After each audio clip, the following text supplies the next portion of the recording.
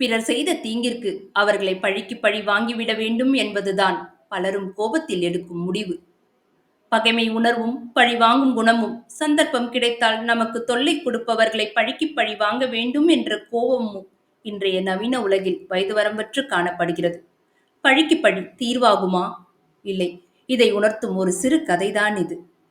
சிற்றூர் என்ற கிராமத்தின் தொடக்கப்பள்ளி ஆசிரியர்தான் ஆறுமுகம். வழக்கம் போல அன்று பள்ளியில் பாடம் நடத்தி கொண்டிருக்கும் போது மாணவர்களிடம் இந்த கேள்வியை கேட்டார். மன்னிக்கவோ மறக்கவோ முடியாத கோபம் யார் மீதேனும் உங்களுக்கு இருக்கிறதா? சந்தர்ப்பம் கிடைத்தால் அவர்களை பழிவாங்க துடிக்கிறீர்களா என்று கேட்டார் ஆசிரியர். மாணவர்கள் அனைவரும் ஒருமித குரலால் ஆமாம் சார் என்றார்கள். ஆசிரியருக்கோ ஒரே ஆச்சரியம். ஒவ்வொருவராக அழைத்து மன்னிக்கவும் மறக்கவும் முடியாத அளவிற்கு எத்தனை கோபங்கள் உங்களிடம் உள்ளது என்று கேட்டார். மாணவர்கள் அனைவரும் ஒவ்வொருவராக 5, 10 என்று அடுக்கிக் கொண்டே சென்றார்கள். மாணவர்களின் பழிவாங்கும் எண்ணத்தை நினைத்து அன்று இரவு ஆறுமுகத்திற்கு உறக்கமே வரவில்லை. மாணவர்களின் பழிவாங்கும் எண்ணம் தவறு என்று புரிய வைக்க நினைத்தார் ஆறுமுகம்.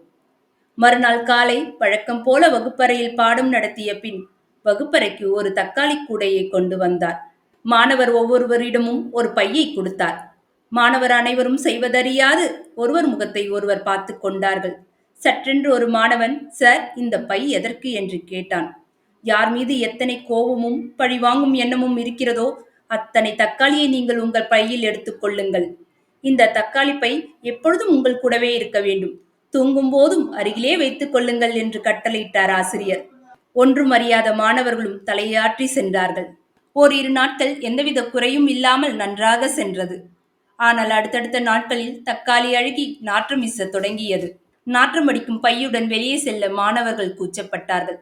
ஒரு கட்டத்தில் செய்வதறியாது ஆசிரியரிடம் சென்று பையை தூக்கி எறிய அனுமதி கேட்டார்கள். மெல்லிய புன்னகையுடன், நாற்றம் வீசுவது தக்காளி மட்டுமா என்று கேட்டார் ஆசிரியர். மாணவர் அனைவரும் அமைதியாக இருந்தார்கள். இந்த தக்காளி நாற்றத்தைப் போலதான் உங்கள் பகைமை உணர்வும் பழிவாங்கும் குணமும் மனதுக்குள் அழுகி நாறிக்கொண்டிருக்கிறது. மிகுதியான் மிக்கவை செய்தாரை தான் தம் தகுதியான் வென்றுவிடல். நமக்கு தீமை செய்தவர்களையும் நம் பொறுமையால் வென்றுவிட வேண்டும். பழிவாங்கும் எண்ணம் தவறு என்று திருவள்ளுவர் அன்றே நமக்கு உணர்த்தியிருக்கிறார். தண்டிப்பது விலங்கின் குணம், மறப்பது மனித குணம். இவற்றில் மறந்தால்தான் மனித குணம் என்பதை மறவாதே. மறந்தால் மட்டுமே நிம்மதி பிறக்கும். நண்பர்களின் தவறுகளை மறக்கவில்லை என்றால் நண்பர்களை இழப்பாய். நினது தவறை மறக்கவில்லை என்றால் நெஞ்சில் நிம்மதி இழப்பாய். ஆகவே பகை பழியை மறந்து மன்னித்து விடுவதாக இருந்தால் தக்காளி பையை தூக்கி எறியுங்கள் என்றார் ஆசிரியர். அப்போதுதான் மாணவர்களுக்கு தன் தவறு புரிந்தது. மனதில் தெளிவு பிறந்தது. தங்கள் கையில் இருந்த தக்காளி பையை குப்பை தொட்டியில் வீசி எறிந்த மாணவர்கள் ஒருவரை ஒருவர் ஆறத் தழுவி பகை மறந்து வகுப்பறைக்கு திரும்பினார்கள். நாம் ஒவ்வொருவரும் இப்படித்தான் பழிவாங்கும் எண்ணத்தோடு சந்தர்ப்பத்திற்காக காத்திருக்கிறோம். நம் அனைவர் மனதிலும் அந்த தக்காளி பையை போலதான் நாற்றம் வீசிக்கொண்டிருக்கிறது. நாம் எப்போது அந்த மாணவர்களைப் போல நம் பகைமையை தூக்கி எறிய போகிறோம்? நல்ல நேரத்திற்காக காத்திருக்கிறாயா? ஒன்றே செய், நன்றே செய், அதையும் இன்றே செய் என்று நம் முன்னோர்கள் அறிந்தே கூறியிருக்கிறார்கள். வாழ்க்கையின் ரகசியத்தை புரியாமல் புலம்புவனே, அன்பென்னும் ஆயுதத்தை அடியோடு மறந்து விட்டாய்.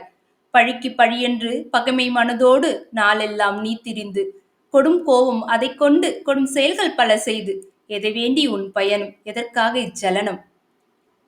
பகைமையை மறப்போம், பகுத்தறிவோடு பயில்வோம். பழிக்கு பழி என்ற எண்ணத்தை ஒழித்து அன்பை வளர்ப்போம்.